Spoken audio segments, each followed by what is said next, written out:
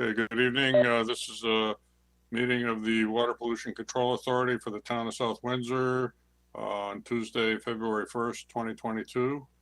Our meeting will first have a public hearing related to a change in the Wpca rules and regulations, followed by our regular meeting. So with that, I will initiate the public hearing. Tony, do you have the notice to read? I do. You wouldn't mind reading that for us? Pursuant to Chapter 103, Section 7-245 through 7-255 of the Connecticut General Statutes, notice is hereby given that the South Windsor Water Pollution Control Authority will hold a public hearing and regular meeting starting at 7 p.m. on Tuesday, February 1st, 2022, via remote video conferencing platform WebEx to adopt the proposed section as Section 17 Miscellaneous Industrial User Wastewater or MIU wastewater of the Town of South Windsor Water Pollution Control Authority rules and regulations. Furthermore, a change will be proposed to renumber the existing Section 17 validity to Section 18 and to add the definition of miscellaneous industrial user wastewater or MIU wastewater. To view this meeting, please tune to channel 16 if your provider is Cox Cable, or channel 6082 if your provider is Frontier, or go to http://gmedia.swagit.com/live. To call in with comments to this meeting, please call WebEx conference call-in number 855-925-2801, meeting code 1337. Written comments by the public will be received by mail or email to WPCA comments@southwindsor-ct.gov. The proposed changes to the WPCA rules and regulations will be available on January 19th, 2022 for review in the town clerk's office in the town hall, 1540 Sullivan Avenue, South Windsor, Connecticut. You may also view this information online at the town of South Windsor's website. Any appeals from these proposed changes must be taken within 21 days after such filing. Thank you, Tony. So I think maybe I'm going to do the public hearings a little differently. I think this would be an opportunity to explain to the public briefly what's going on here. So again, I'll ask Tony, as you've done several times in our regular meetings, to explain, why we're doing this and how it impacts people. Okay, the WPCA assembled an MIU subcommittee, which consisted of Vicky, Carol, Jeff LeMay, who's the plant supervisor, and myself. And this was to review DEEP's regulations on miscellaneous industrial notifications to the municipalities. Prior to the regulation change, DEP managed the MIUs along with the SIUs, who are the significant industrial users. So the subcommittee developed and recommended a policy and fees for the MIUs who are required to report to the town. The WPCA determined it was necessary to adopt the policy into the rules and regulations. And in order to do so, tonight's public hearing was required to take input from the public. And that goes for any regulation change.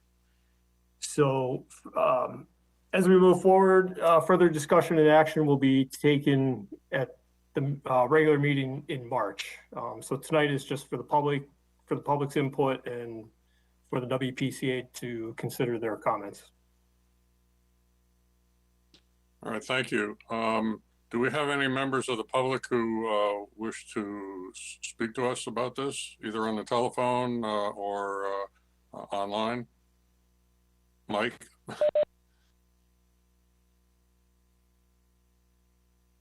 Okay, and I don't see anybody who's not a regular participant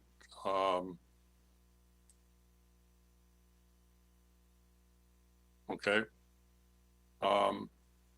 In that case, we have members of the authority who would like to speak. And what I'm going to do is go down each one of you in the order that they appear on my participants window, which is pretty random. So it starts with Bala Ramasamy. Any comments?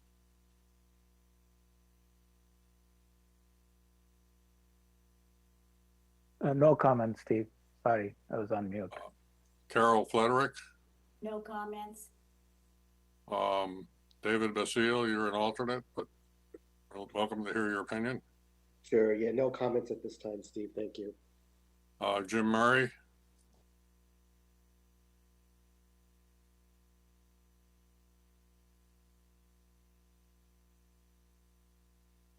Jim, you're muted in all four ways that you've come into this meeting, so find one of your windows to unmute yourself, please.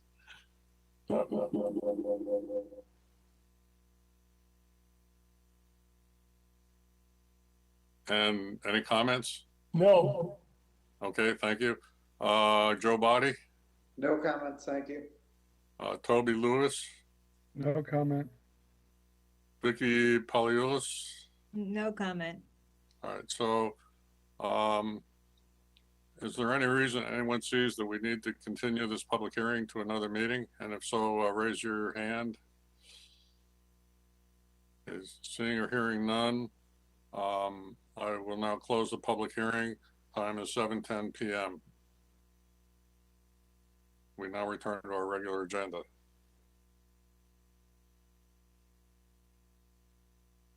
So I think we have a roll call available.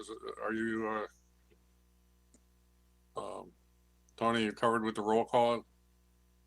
Yes, so I'll go across the screen as I see it. I see Carol Frederick.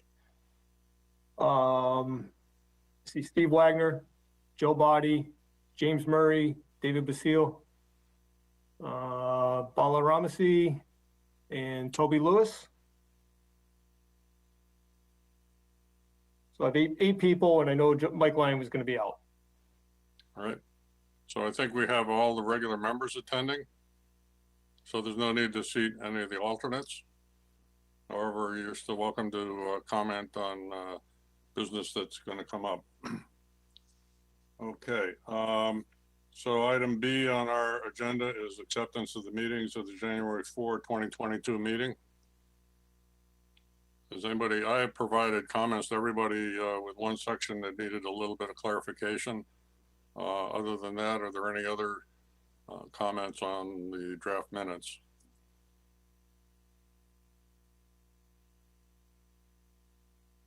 Hearing and seeing none. I welcome a motion.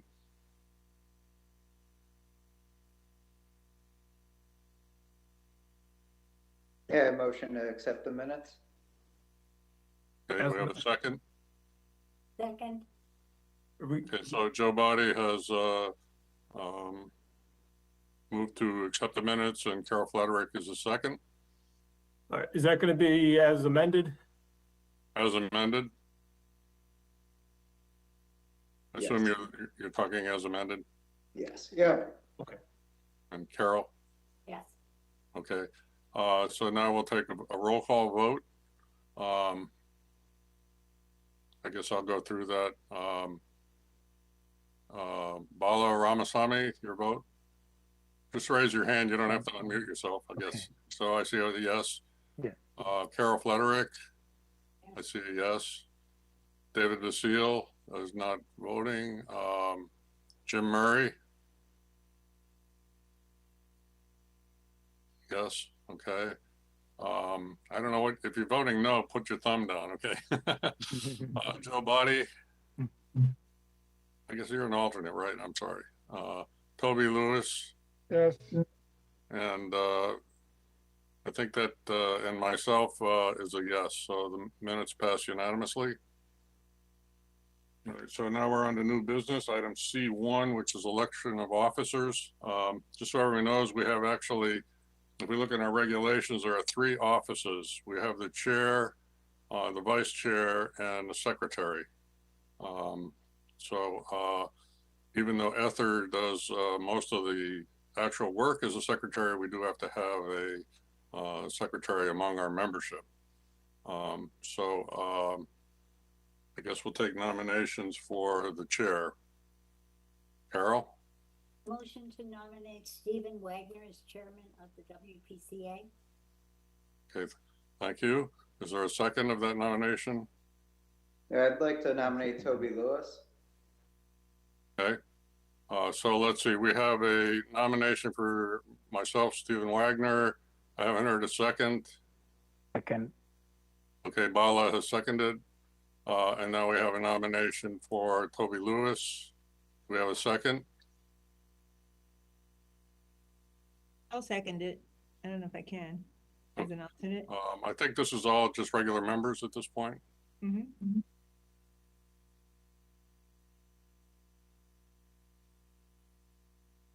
Still waiting to hear if we have a second. I will second that. I think we ought to make sure we have a vote on that one. All right, so any other nominations? Any other nominations? Any other nominations? The nominations are closed. Now we're ready to take a roll call vote. So again, I'm going to go backwards now through my list. So let's see, Toby Lewis.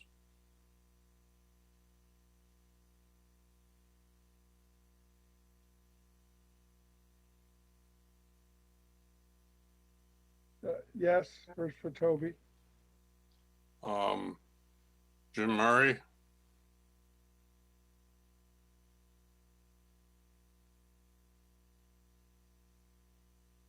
You need to unmute yourself.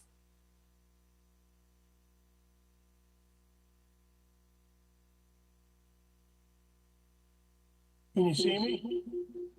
Okay, now we hear you. Go ahead. Yes, for Steve. Steve Wagner, okay. Yeah. Let's see, Carol Frederick, Yes for Steve Wagner. Bala Ramasamy, Yes, for Steve Wagner. and let's see, did I miss any regular members in going through that? Yeah, I'm a regular member as well for Toby, I guess since Okay, I Joe nominated. Body, That's vote a for primary Toby. given. And I will vote for myself, Steve Wagner. Tony Manfrey, can you give us the tally on that? I've got 1, 2, 3, 4 for Steve Wagner, 2 for Toby Lewis. Okay, did I miss someone? There should have been 3 4. for Toby. That's 6 votes. Who did we miss? So I've got voting, I have Toby Lewis, Jim Murray, Carol, Bala, Steve Wagner, and Joe. Okay, is there anyone else who intended to vote? Okay, in that case, that closes the vote. Congratulations, Steve. I'm sorry? Congratulations. Thank you. All right, so we have elected Steve Wagner, myself, as the chair. Now we're ready to move on to the deputy chair or vice chair. Do we have any nominations? I see Motion, Carol's hand up. yeah, motion to nominate Toby Lewis as vice chair. Okay, do we have a second? I second it. I think I heard Joe Body second it, as well as a couple of other people. Okay, so we have a nomination and a second. Do we have any other nominations for vice chair? Toby, I should ask you whether you're willing to accept that position.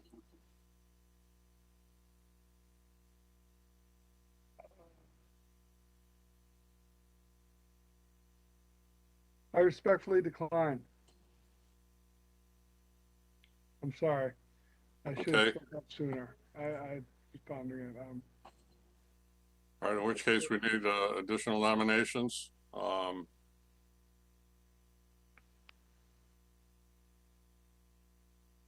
How about Joe? I didn't hear it. Who was Joe speaking? Botti? I'm saying, how about Joe Botti? Joe Buddy? Second, That was Toby seconding it. So who nominated Joe? Bala? And,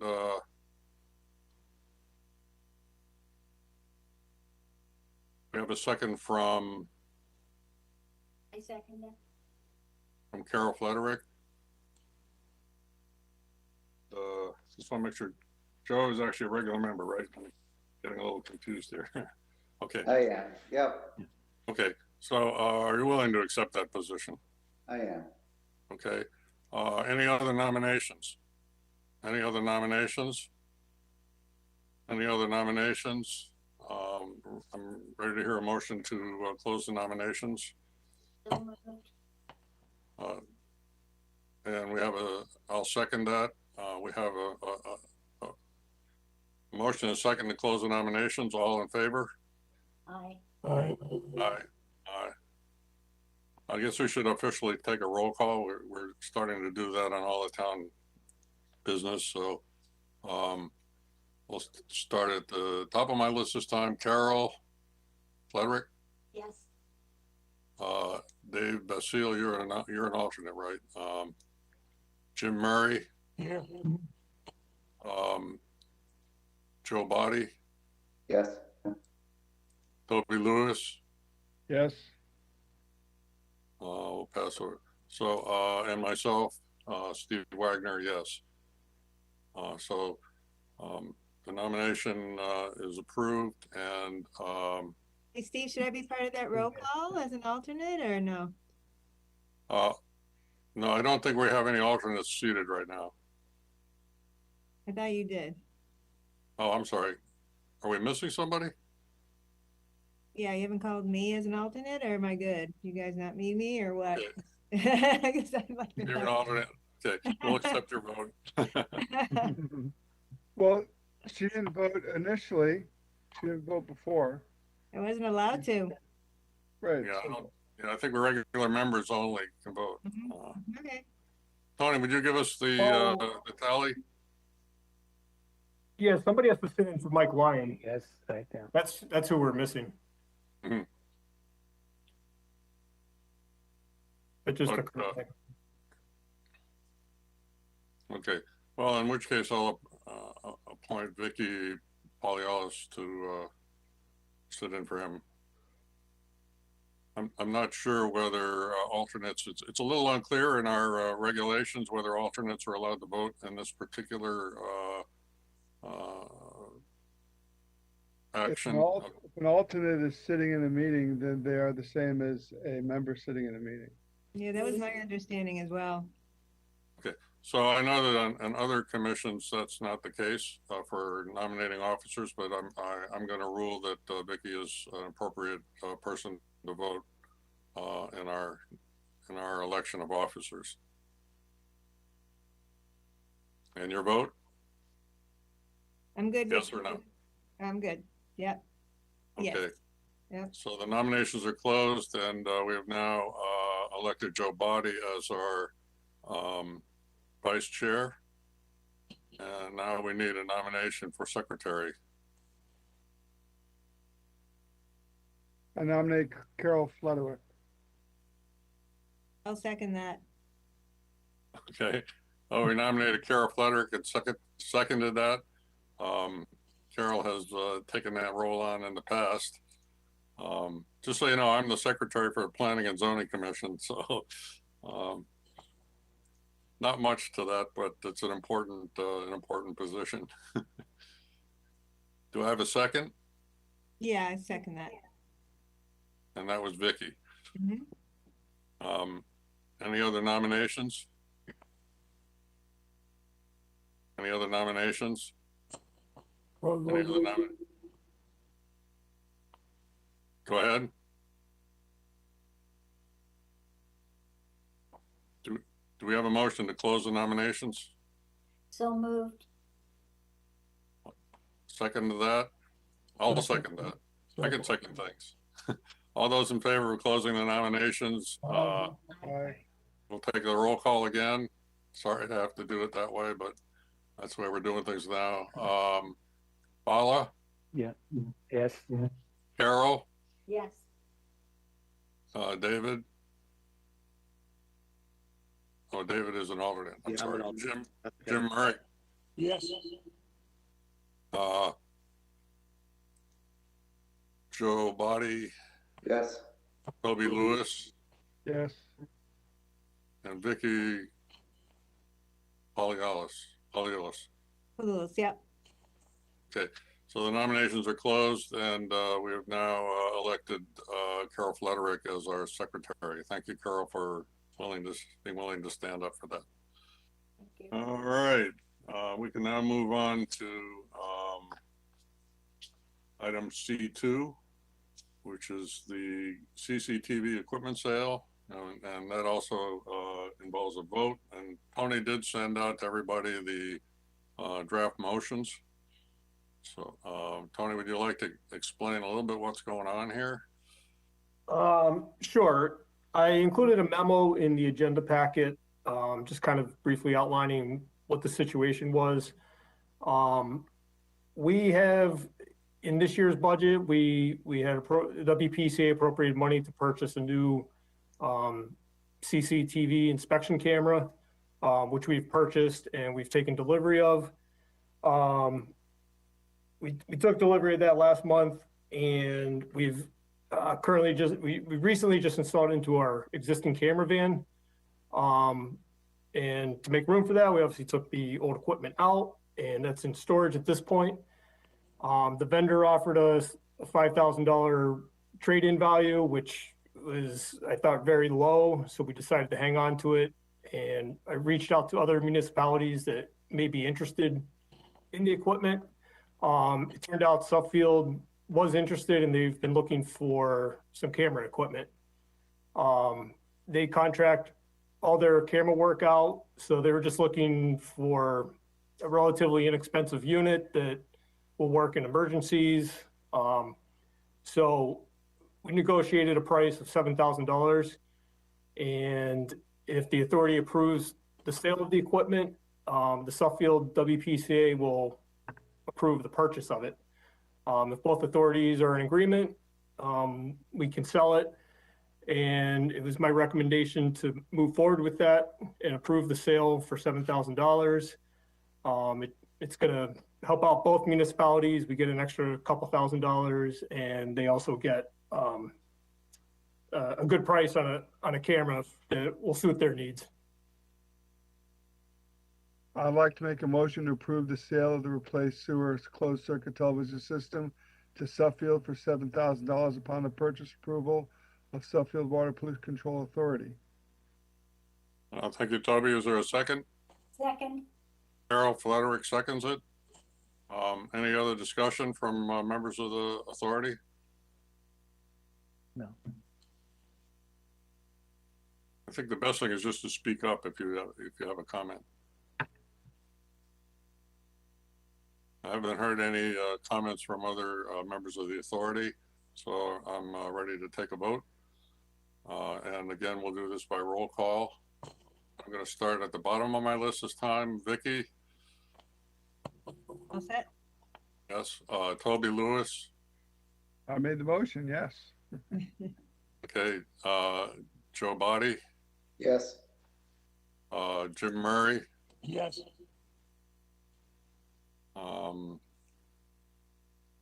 Carol Flederick? Yes. Paula Ramaswamy? Yes. And myself, yes. So the motion passes unanimously. All right, let's move on to item C3. Okay, this is, again, I sent a memo kind of just outlining what the situation was. The Clark Street Force Main line stop bid went out, and this was part of our ARPA funding. The WPCA had appropriated $100,000 for the project, which was the project estimate. roughly 8 or 9 months ago. The purpose of the project is to install a force main isolation valve, allowing us to bypass the pump station and repair the faulty isolation valve that's inside the station. The WPCA, as I mentioned, appropriated the ARPA funding to complete the project.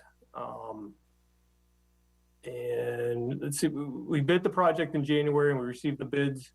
And they range from $191,260 to $269,840. So it was obviously very disappointing. But however, due to the importance of making the valve repair, in the memo, I had recommended transferring $120,000 from the UV disinfection upgrade, which was another ARPA funded project that the WPCA had allocated $1.3 million for, to get the Clark Street project done. This is going to give us some contingency money as well in case there's any change orders or if we find something unexpected or unforeseeable with the project. So what the project will allow us to do, we're gonna have to do it anyways with the pump station upgrade. But this will save us a week of time and effort installing this isolation valve. If we don't install it, we can't do any work in the station, such as removing pumps or changing out valves or anything of that nature. This valve is gonna keep, so the water from the pump station is pumped up the force main.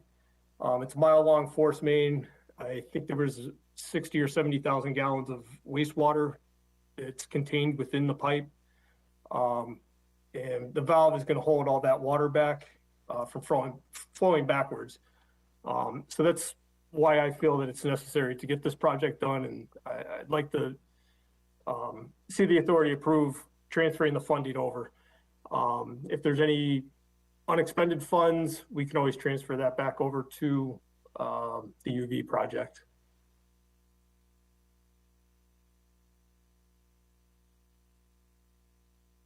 Okay, any commissioners have anything they want to ask Tony before we jump into a motion? I say commissioners, I don't know what our title is. We're authoritarians, I think. Okay, a motion would be in order. I'd like to make a motion to approve the transfer of $120,000 to the UV disinfection upgrade project account to the Clark Street Force Main Line Stop Project account. Thank you, Toby. Is there a second? Second. I see Jim Murray has seconded the motion. Any other discussion from members of the authority? I just want to be sure, Tony, you did say that you had some monies kind of padded in there in case there's any problems or change orders, but that if that money's not used, it will go back immediately into what, the capital improvements or to another project or to the general fund?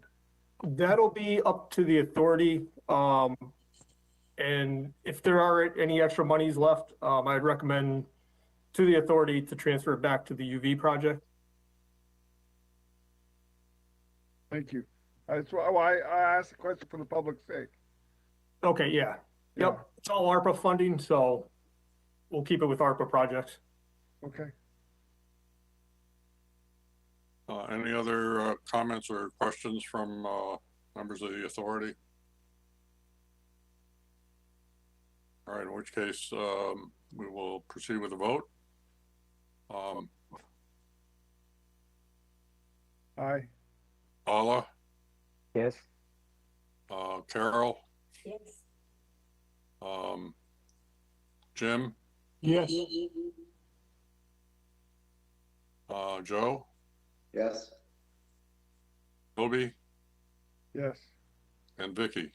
Yes. And I vote yes. So the motion passes unanimously. And we're ready to move on to item C4, proposed budget discussion. All right. Michael, can you share my screen, please? Oh, I see it there. Thank you. All right.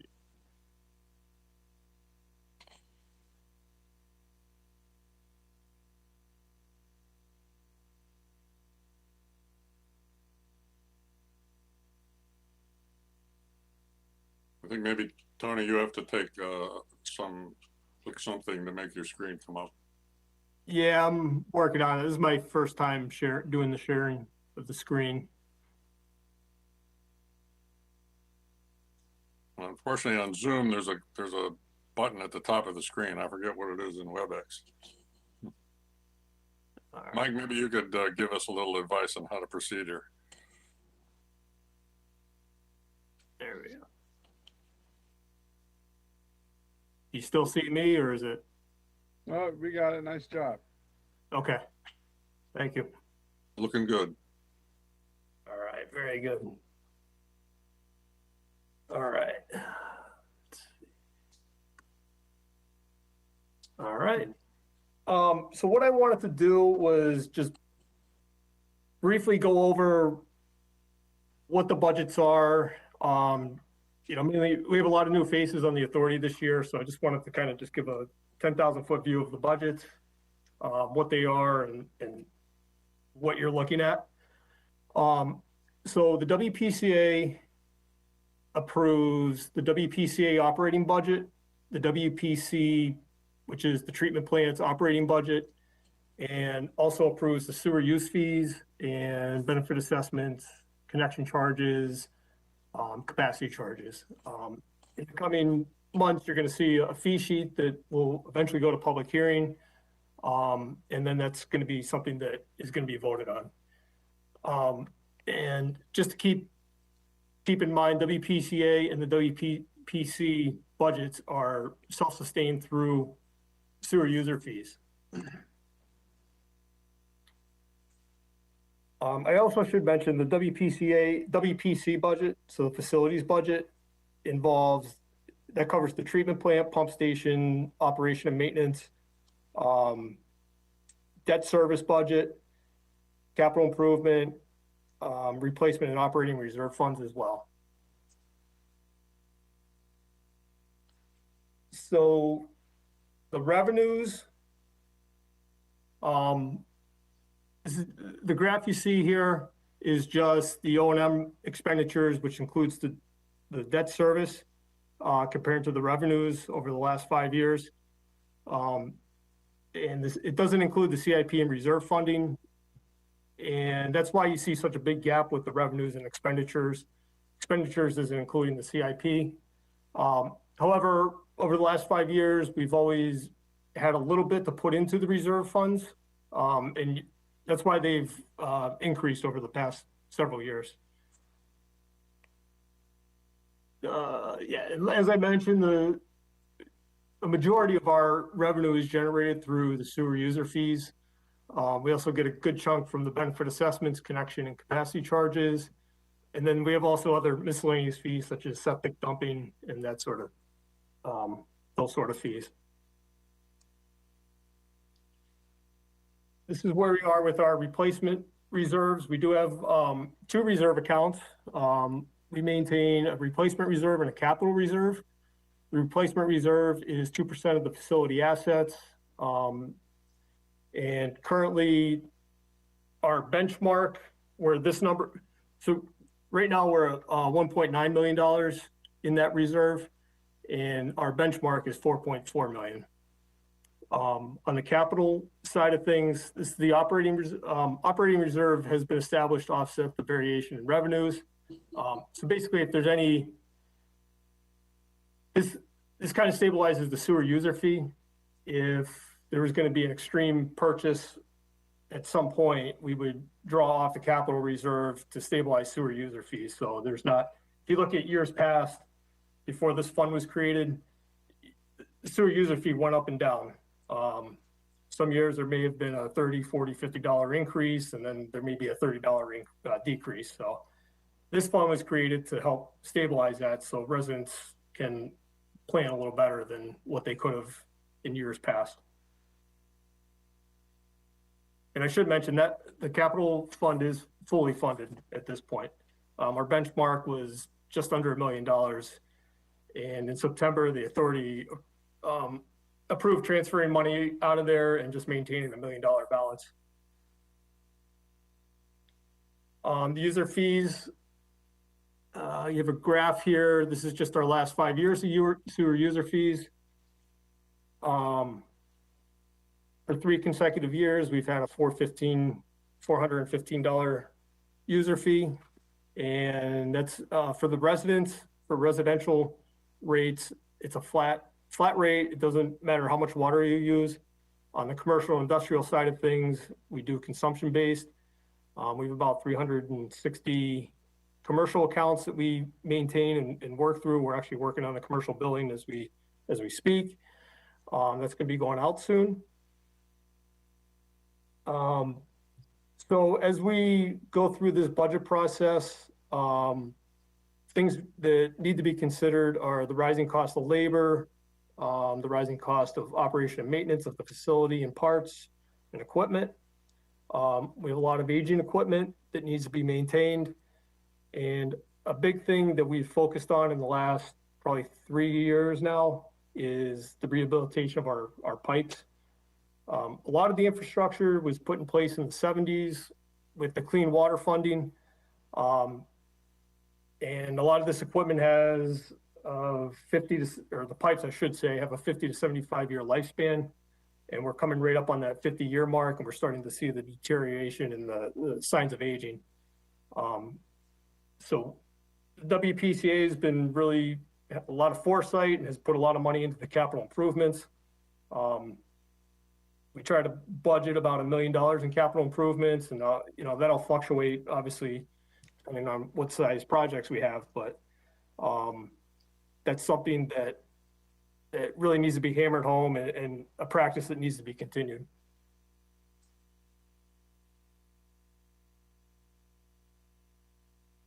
So the WPCA budget, this current year, it's $2,900, and I'm proposing an increase of $300, and that's mainly due to advertising for your public hearings, any projects that we're doing. We pull money out of that funding for to advertise in the newspaper. It's mainly an administrative budget. It pays for your nameplates that you have. And really a lot of it just goes to the newspaper for ads. This will also cover any legal fees that we have, if any, which is very rare.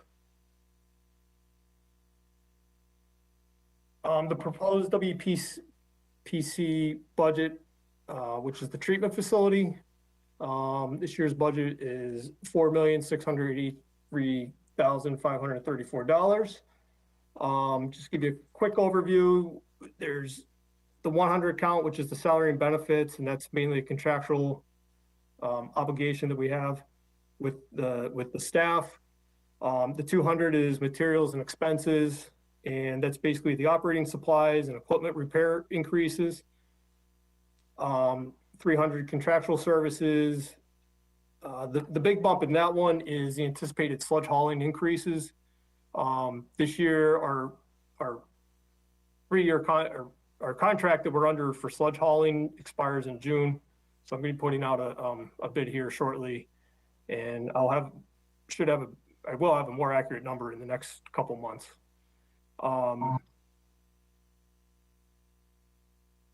Also, we've seen a large sewer rate increase.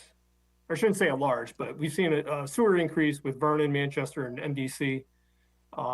We paid them for sewer services for mainly residential properties that flow to their treatment plants.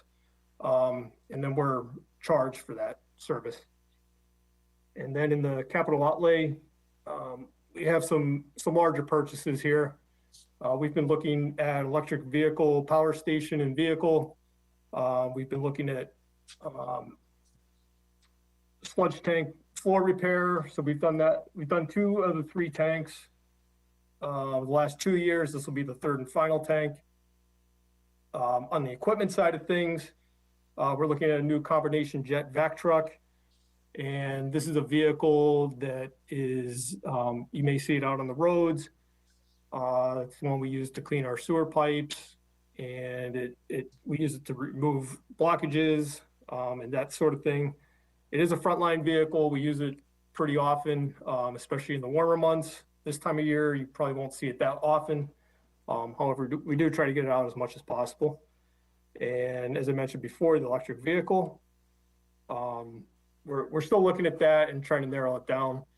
I did speak to a gentleman that Steve sent my way. Is his name Jim McPherson? Yes. Okay, he did call today. He gave me a ton of information on electric vehicles, which was extremely helpful. So he's going to be a big asset as we move through this as well. One thing I might mention is on your budget for item 442, you show electric vehicle for 60,000. I think we can do a lot better than that. Get you a 4-door vehicle, both taking advantage of incentives and maybe not buying. But it may also be appropriate to wait on that. Electric vehicles are very hard to come by this year.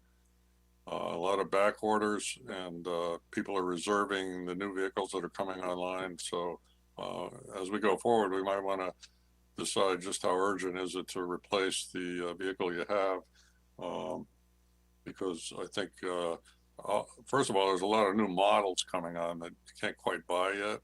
So by this time next year, we might have a much better market to go into. But this is something we can continue to discuss, and I know Jim McPherson will be able to help you on that. Mm-hmm. Yeah, he had a lot of good insight on that. So yeah, I appreciate you getting us in contact.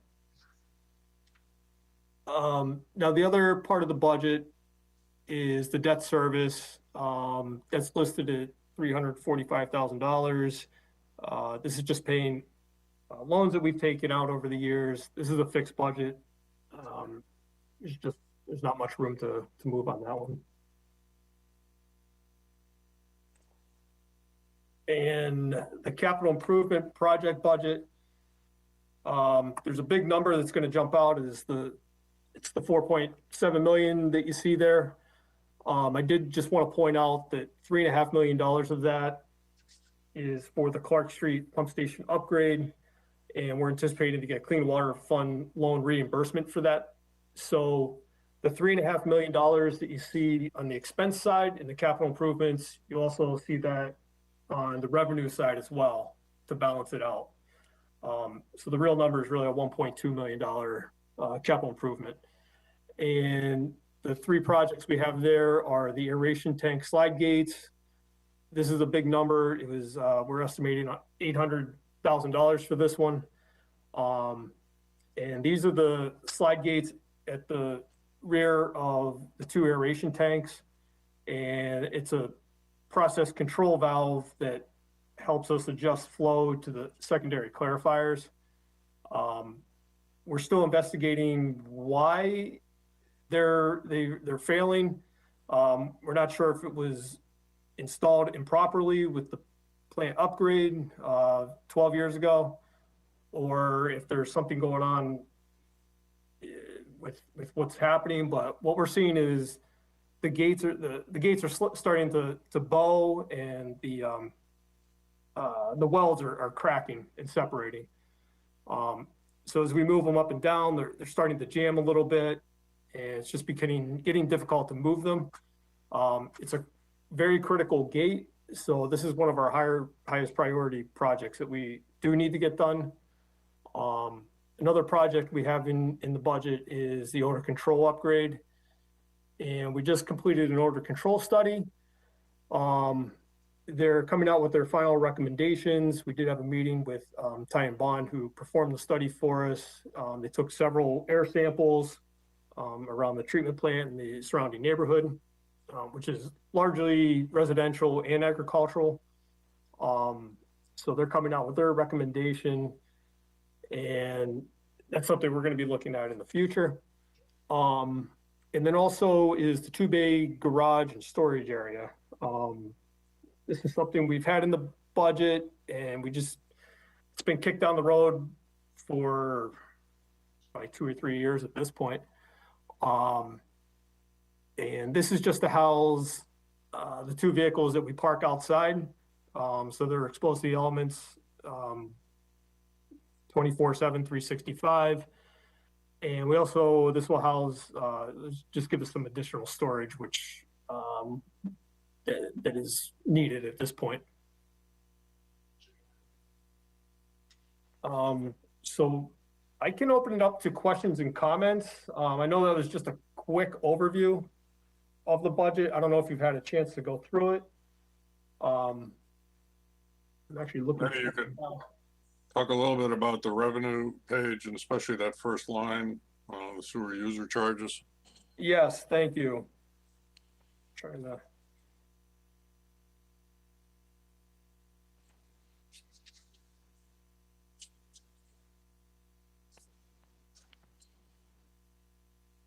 So what Steve was talking about was on the revenue page, which is actually the last page in the budget. The sewer user charges, it jumps up $1 million over last year, and that number is going to change as we trim the budget down, or if the budget seems to go up for some reason, that number is going to increase. That reflects the sewer user fees that we're going to need to recuperate to offset the expenditures that we have. So as I refine the budget, and it gets down to something that the authority is comfortable with, this number will change, and yeah, it'll change as we trim the budget down. But I think the message there is, no matter what we do, I think we're going to probably see a need to increase our user fees. We haven't done it for 3 years, which is great. Got us through some very serious times in our community with the COVID. But if we continue not to do the maintenance we need to do, and we also need to take into account actual inflation.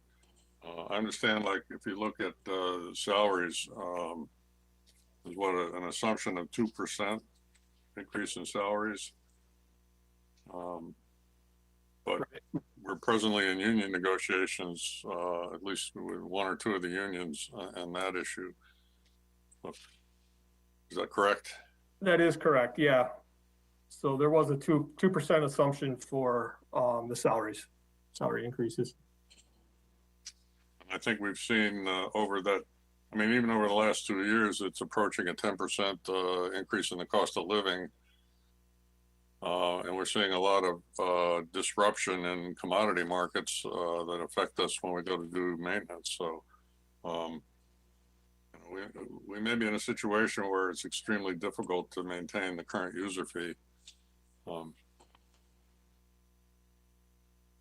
Stephen, Yes. Stephen, if I could add a comment there. Is that Joe? It is, yeah. Okay, go ahead. Yeah, I mean, my only, kind of to your point, I know with kind of runaway inflation and challenges, just for families to making ends meet and everything else, I also think it's a difficult year to make an increase to the users, just because it's, an additional burden on our residents, especially, when the cost of everything seems to be going up greatly, but yet, paychecks are 2% increases. So, something else to keep in mind as we kind of proceed. And the other thing I was wondering, is there any kind of proxy, like is 200,000 a spend? How does that translate to that user fee? Just kind of curious if there's any figures there. Yeah, just round numbers, $1 in user fees is essentially roughly $13,000. Okay. And again, that number is going to change as the user fee increases or decreases, but yeah, it's roughly $13,000 for every dollar. Great, thank you. I have a question. Do we have a fee schedule of all the other towns that have sewers? Hello? Yeah, can you repeat that? There's a big echo. Yes. Do you have a fee schedule of the nearby towns, what they charge for similar fees? Yeah, What's Suffield, what's Vernon, Manchester? Yeah, we do, they bill a little bit differently, but we do translate that, with our annual brochure. We do keep an eye on that, and South Windsor tends to be on the lower end of things. I don't have the figures in front of me at the moment. But I do recall that, Ty and Bond puts a study out every 2 years. Who puts it up? Ty and Bond, they're an engineering firm, and they do a statewide survey of sewer user fees. And the last one they did was actually 2 years ago, so they're actually due for this year to put a new one out. 2 years ago, the average was $5.20 for a sewer user rate. And we're still maintaining a $4.15. So we're well below that. How is our billing different from other towns? Everybody bills a little bit differently. Some people, some municipalities will bill consumption based, so that's just on your water records. We do a flat rate or a flat fee, which is everybody's billed regardless of water use. Some municipalities do a flat fee, so they'll bill X number of dollars per unit. Some do it in 100 cubic feet, some do it in gallons. So that's just different ways to establish a revenue. How long have we been on this system? How long have we been on a flat fee? As far as I can, I don't know. As long as I can remember, I've been here 5 years, and yeah, I'm not sure. I mean, my fee history shows it goes back to like the 80s, I think. So I'm assuming it was still a flat fee then. Yeah, I know it definitely was a flat fee back in 2013 when I was involved in a committee to look at that.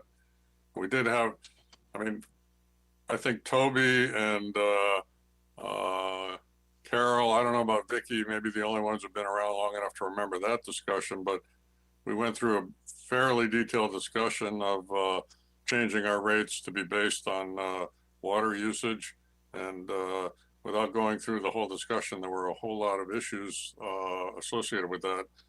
One of which is not everybody who's on the sewer actually gets water. Then there's issues with people that have swimming pools. They use huge amounts of water when they refill their pool in the spring. So then we talked about maybe billing based on the water usage in quarters that would not involve filling swimming pools, but it got very complicated and fairly labor intensive. I think we concluded at one point that we'd probably have to hire another person just to manage that. I don't know if that's really true, but it's fairly labor intensive to base it on water usage. So then you get into other discussions about basing it on somehow on the size of the resident, number of bedrooms, you know, their actual tax assessment. These are things that we could do. We will have a little discussion in the next agenda item about a couple of ideas to raise revenue, to hold down the single family user fee. But you know, if our budget is going to increase in order to maintain the plant at the level, the whole system at the level we need to, we've got to find revenue to make up for that. In the past, we have rated some of the funds, the Reserve funds. yeah, the reserve fund, but I think, you know, that's not anywhere near where it needed to be. So personally, I'd have a problem with that. I don't know how other people feel. Like with the projection, right? Projection, like Tony mentioned that it's based on the budget. Is there a number projected based on our current revenue? Like how many listings there and what will be the growth in those listings or in the next couple of years? Do you do projection based on that? Well, if we were to raise our fee, maybe we just sort of kind of ooze into the next agenda item. No, current fee structure and current list of listing we have. right? And also that town is growing with new connections. Is there a way to project the revenue growth? Maybe Tony, you have a better idea, but Yeah, so we keep an eye on, we obviously know how many accounts that we have, and that projected revenue that we were talking about earlier, that's part of the formula to calculate the sewer user fee. And as our expenditures increase, that number is going to increase because the sewer fee is increasing essentially. Yeah, so that's how that number was developed. But I should mention with the flat fee, Steve mentioned adding extra personnel. We do our commercial billing based on consumption based. We have 360 accounts and it is very labor intensive. With the flat fee, we have guaranteed, we know what our revenues are going into the season. Or as we go in, we know what our revenues are going to be because you can take your 8,600 residential accounts, multiply it by the sewer user fee, and then there's That's being done. and then there's we have a 2% cushion for uncollectibles. So that's the advantage of going with a flat fee is it's a predictable revenue. yeah, the other thing about trying to base the bill on usage is that, if you look at our budget and maybe if you look like at that summary page on the very front there's really only two items and that would be number 221, operating materials, and 360, utilities, that adds up to about, well, let's call it $650,000 out of our entire budget. That's dependent on how much water flows through the sewer facility. So kind of basing it on the water usage, we're already doing it for the commercial industrial plant sites, but for many of them, there's still like 176 that pay the flat fee because they're below the minimum. But May I ask a question? yeah, just let me finish and then yes, I'll recognize you. So it's actually just a small fraction of our actual costs that are dependent on how much water is flowing through the system. And then was that Toby? Yes. Go ahead. So Tony, I know I was talking a number of weeks ago with Dr. Carter, and she has these projected, pretty realistic scientific formulas of projecting how much growth she's expecting in the school population. I'm wondering, can we do a similar type thing, expecting the growth of residents, and we can project possible revenues from residents that aren't yet here? Yeah, I do, before putting the budget together, I do talk to Michelle Leip, who is Director of Planning, just to get an idea of how many housing projects are going to be coming in. So she does give me a rough estimate. I just do that year to year. I don't have, a 3-year projection. So, I mean, is that what you're looking for? Something? No, I'm just curious if that were possible. We don't need to talk about it now, but obviously we have some potential increase of revenue of new residents that can be, to a measure, predicted, expected, and budgeted. Mm-hmm. Yeah, if there's no housing projects coming in, she's usually pretty aware of that. A lot of our growth has been on the commercial side. Okay. We've seen a lot of distribution facilities going up. Up and down Buckman Road has been being populated with the commercial industrial side of things. Yeah, but have they all been given passes for paying us for a year or two before we start charging them, or? Yeah, as soon as they pull the drain layer, in order to get a drain layer permit, they have to pay all their sewer user fees and connection charges. And once they're connected, once they have the drain layer permit, then we get their water records, and they're on the bill, they become part of the billing list. Okay. Yeah, there's actually a very comprehensive report that was generated for the school system, but within that will be the kind of data you're looking for, Toby. I think we should make that report available to the authority. I think it's called a SWAN report. I forget what the name of it is, but we looked at it on planning and zoning, and you know, we're always paying attention to projects that will increase the number of students in the school, but underlying that is some data about how many new single-family houses we're going to get. You know, there's assumptions that the people make who are projecting how many classes, you know, how big do the schools need to be? Well, that's based on not just the current number of residents, but the projections. So those projections might be helpful in answering your question, Toby. Yeah. I think town also may project the property tax projections, right? Depending on the town side, property tax. Yeah, that, I don't know, I guess how to answer your question. He's getting it, you want database, he's looking for a database. Yeah, the data is, I think the data is readily available, and I think Michelle Leip certainly can provide it to us if we don't want to dig through that report. So there were a couple of ideas that have been kicked around in the past.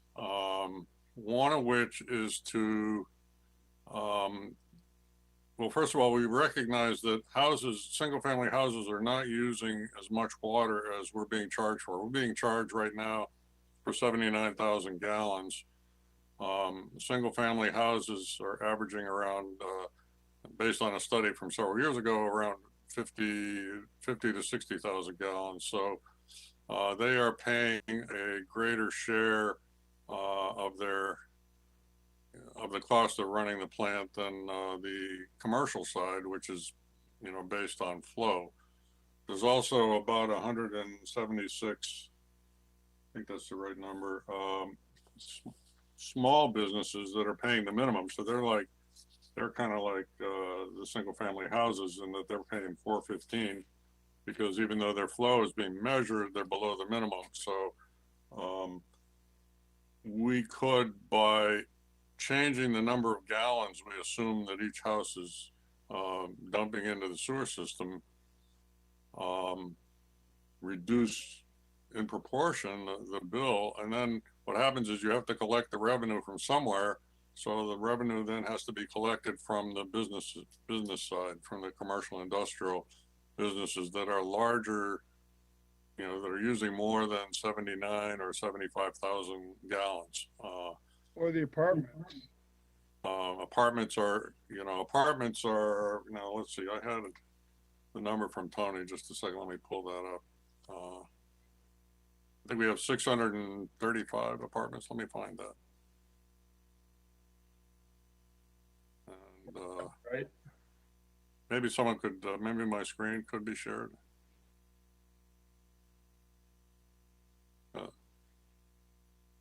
So that there is the number of small businesses, 173, that are paying the minimum. That number, I don't know if you can see it. Not yet. And I had an email from Tony.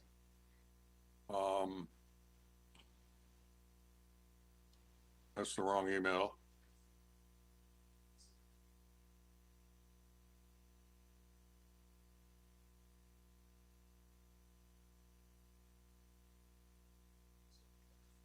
Okay, I'm having trouble finding that email now.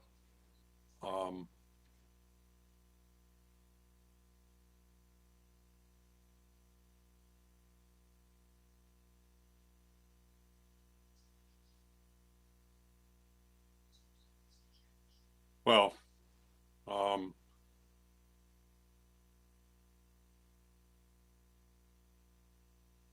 Tony, maybe you remember oh, there we are. So last year, I'll highlight the line we're looking at. Whoops. And we build our apartment complexes $80,000.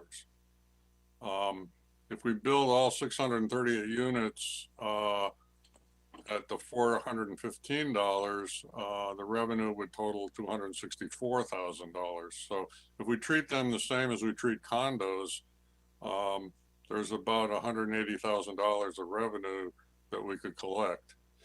On the other hand, apartments, if you look at the data, are actually using about, and you can divide the arithmetic out, they're actually using about 24,000 gallons a year compared to our single family houses that are up, probably double that.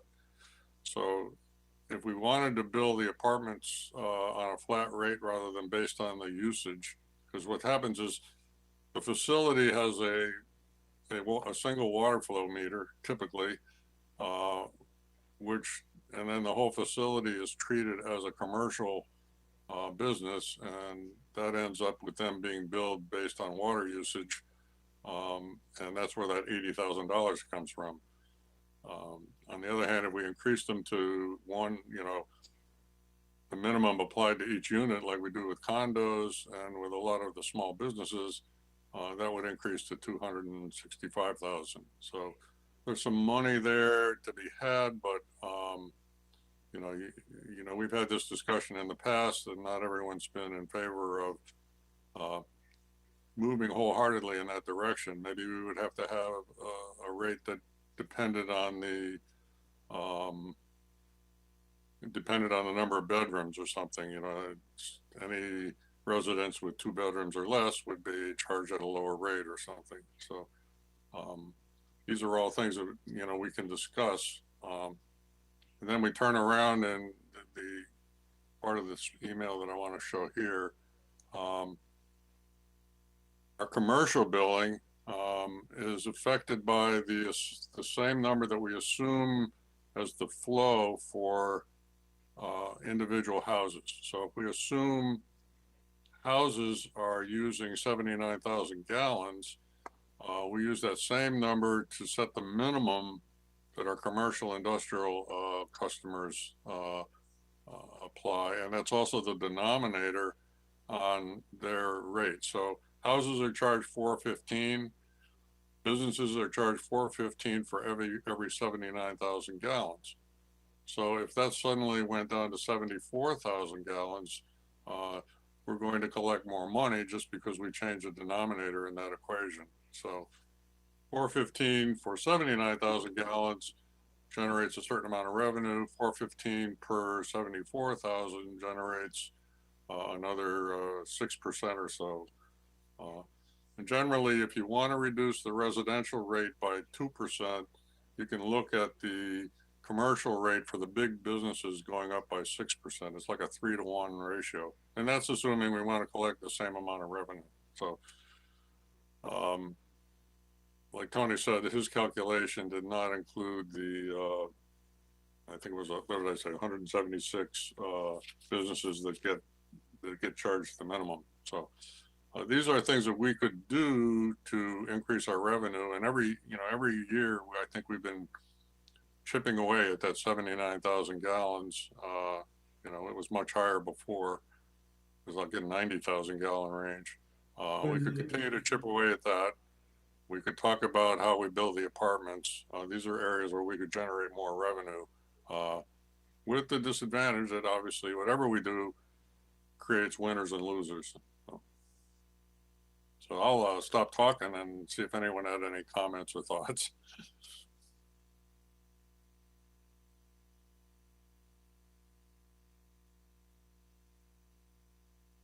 Steve, do you want to close out budget and move on to sewer user billing? I mean, we kind of slid that way.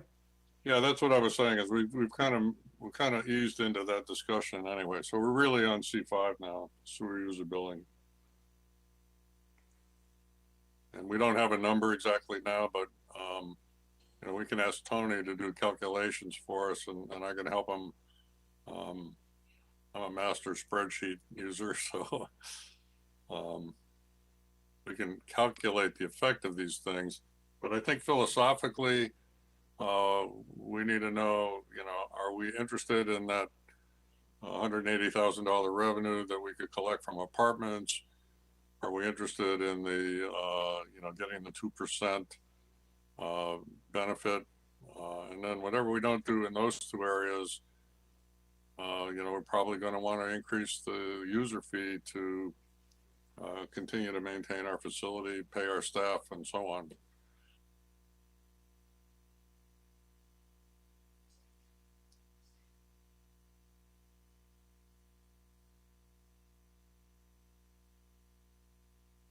Don't all speak at once.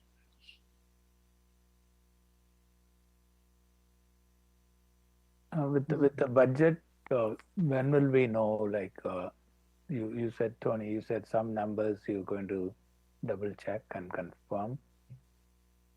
Yeah, the closer we, as the months go by, we do get numbers. So in the front of the budget packet is the budget schedule. So I have a revised O&M, CIP budget, debt service, WPCA, for next month. And also I'll include discount program, what that's going to look like. We should have those numbers in. And then we'll also have a projected sewer user rate with fees as well. So that's when I'll bring the sheet for the authority to review. Yeah, for those of you who are new, we have a discount program where people who qualify based on their income, for other state programs that are based on income, we give them a discount as well. What percentage is that? I forget. It ranges, it goes in 10% increments, so it ranges from 10 to 50%. That's income eligible residents. And I think last year we had 190, just over 190 participants of that. And what's that costing us? I'll let you know next month. Okay, but I think last month, I think it's not a lot. I want to say about 60,000 in that range, but I'll get that number for you. Yeah. But it's a surprisingly small amount of money to do a lot of good to these people. So I think it's a great program, and I think we passed it unanimously in the past. Mm-hmm. Any other thoughts about, some of these ideas of, collecting some more revenue from certain sectors? Can you make a spreadsheet so we know the breakdown? We're all talking, a picture's 1,000 words. If you get a spreadsheet showing the breakdown, you can look at it and talk, and have an idea what you're talking about. Yep, definitely. How much is commercial, how much is residential, how much apartments, the calculation, total, how's that come out to the total revenue? We know what the expenses are. Whatever the money is, now we know where we can work. Yep.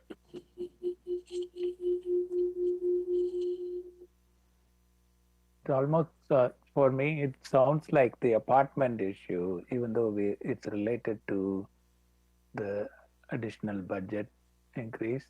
The apartment decision is kind of independent. We should probably discuss that separately and decide on that.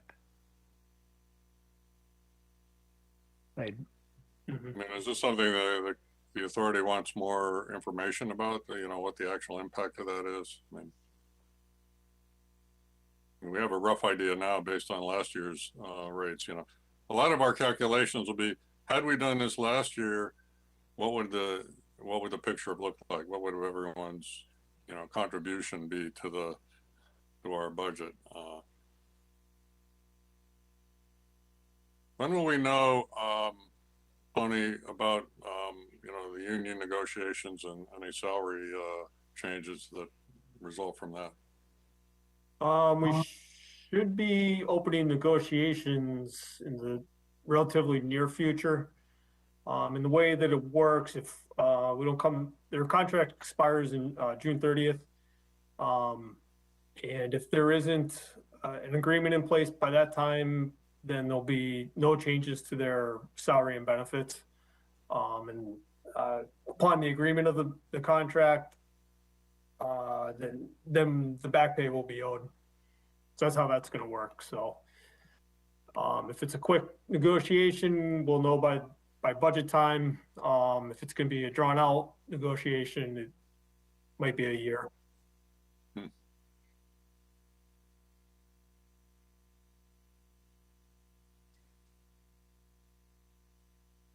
The salaries are 1 million out of our budget. So again, that's not a huge, it's not the majority of our budget, but it's still an important component, especially with inflation. And I'm sure that there'll be a demand to accommodate that. We have some super people that work for us, and we want to make sure they're taken care of and glad to stay with us and not go look for other things to do. Mm-hmm. Right. All right. Any other comments? We will provide more. I'll be able to provide you, Tony and I will be able to provide you more information about these possible changes at the next meeting. Meanwhile, I think we should move on to item D, which is the superintendent's report.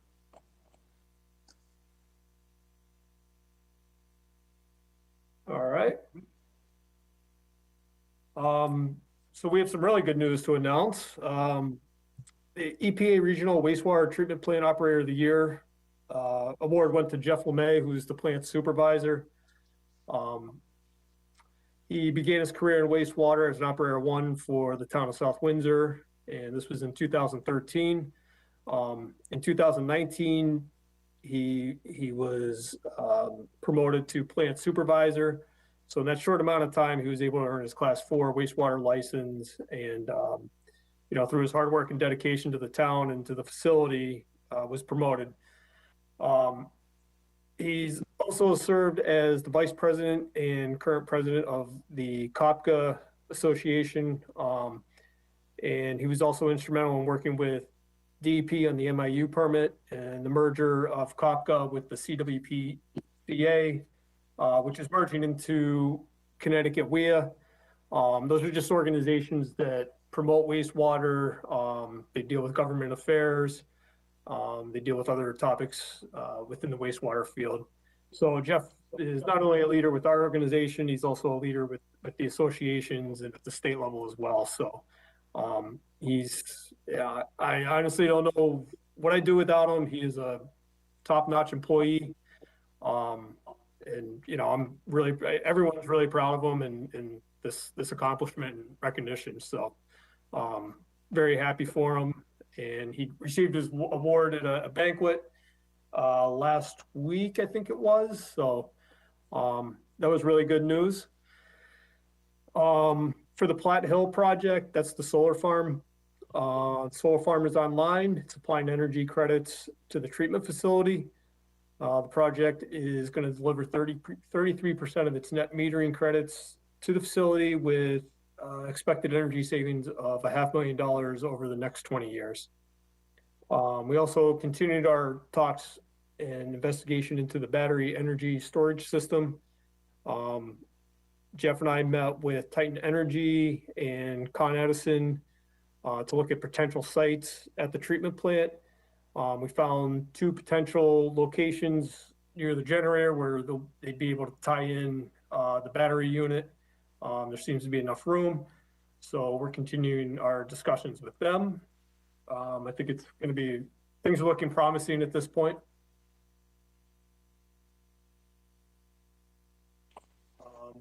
We also had an issue at the Benedict Drive pump station with a water service line. During a routine inspection, our operators noticed water coming out of the asphalt in the driveway area. ESI was able to make the repair. Fortunately, it wasn't too deep or too costly for repair, but that has been fixed. With the treatment plant, our process continues to operate efficiently. We recently completed a SCADA upgrade with the help of Aaron Associates. Our staff continues to keep up with monthly and annual scheduled maintenance, despite the snow and ice removal opportunities that we have had over the month. In the collection side of things, We installed a new channel grinder at the Benedict Drive pump station. There's also repair made to a submersible pump at Pleasant Valley. We also began to rehab 18 manholes around town that were in need of masonry repairs. And many of the manholes are going to have an epoxy coating to protect them from hydrogen sulfide corrosion. So that work has begun. And on the capital improvement updates, I don't have anything to report for the pump station upgrades at this point. The design continues to be in progress.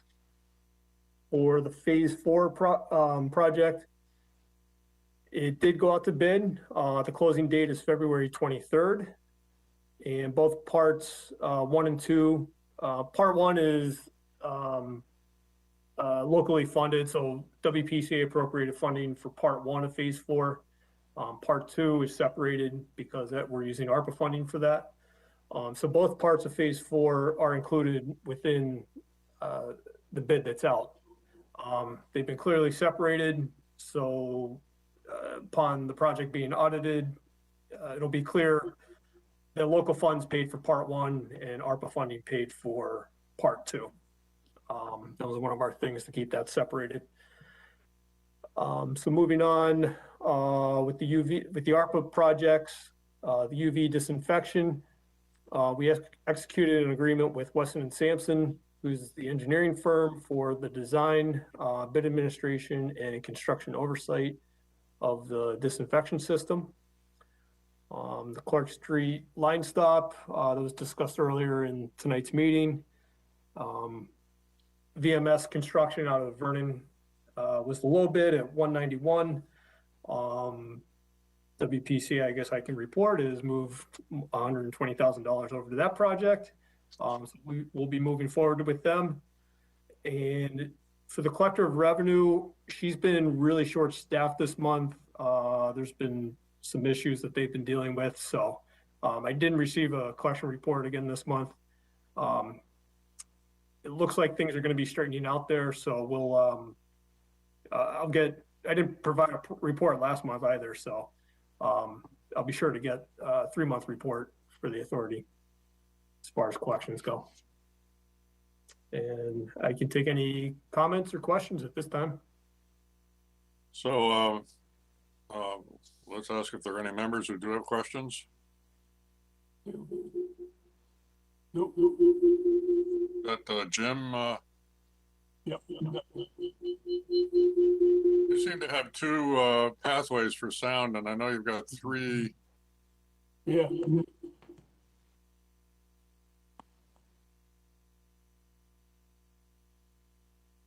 I don't want to mess with it and lose everything. At the risk of cutting you off completely, I'm going to try to, no, I can't. I was going to try to delete your 3, you have 4 Yep. entries here on WebEx. If you could close some of those down, it might cut down the echoes. They're probably producing sound for you. Is there a chat feature that he can type in his questions or comments?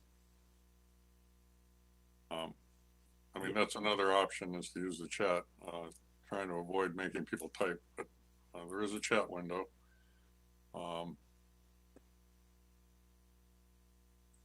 Right now, I don't see any chat messages. Well, Jim, while you're thinking about that, why don't we see if anyone else wants to have a discussion. Carol, I see you raise your hand.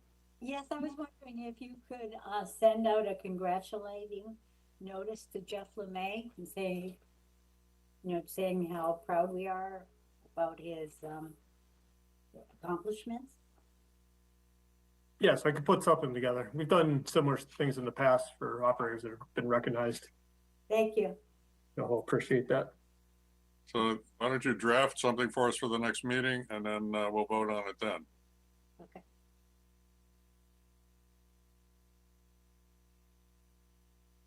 Anybody else? I had some questions. Going back to the battery storage system, there were 3 different you know, in the material that Con had presented to us, there were 3 different levels of saving based on the available incentives. Now that the Build Back Better Act has not passed, I think some of the incentives that they were talking about certainly have not yet appeared. What do we know now about, you know, just how much this battery is going to save us every year? I haven't been in contact with them. I know that they submitted a letter of interest in the project to the state program coordinator. So I'm not sure how that program affected the one that we applied for. I've been just going off the numbers that they've provided. Was it a month ago, 2 months ago, when they were out looking at the facility and when we first started our talks with them. I think it got as high as what, 50,000 a year, but that was with all the possible incentives. There's still state incentives, and there are incentives from the ARPA, I think, somewhere in there. But Yeah, I think our project was estimated to be eligible for approximately $20,000 to $30,000. yeah, it's still a pretty neat project. And the other benefit is that we'd be using our generator less for demand management. A lot of the savings from this come from the demand charges we face at the sewer plant.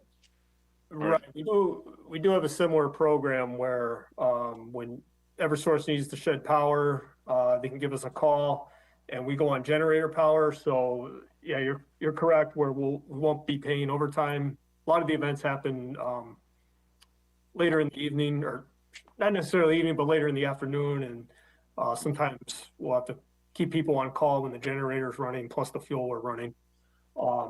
It does come out to a net positive for us. But going with this battery system, it wouldn't require our staff to be on site. We would just automatically transfer. And it just seemed like a much better, or much more efficient product than going with our current existing contract with NL. Okay, thank you. You talked about phase 4, parts 1 and 2. We have a number of new members here. I'm wondering if you would just tell us a little bit about what those are, so everybody's up to speed with what they involve. Sure. So in 2015, Wright Pierce, who's an engineering firm, did a sanitary sewer evaluation. It was a project that it didn't cover it covered a portion of town, not the entire town. It just evaluated our sewer system.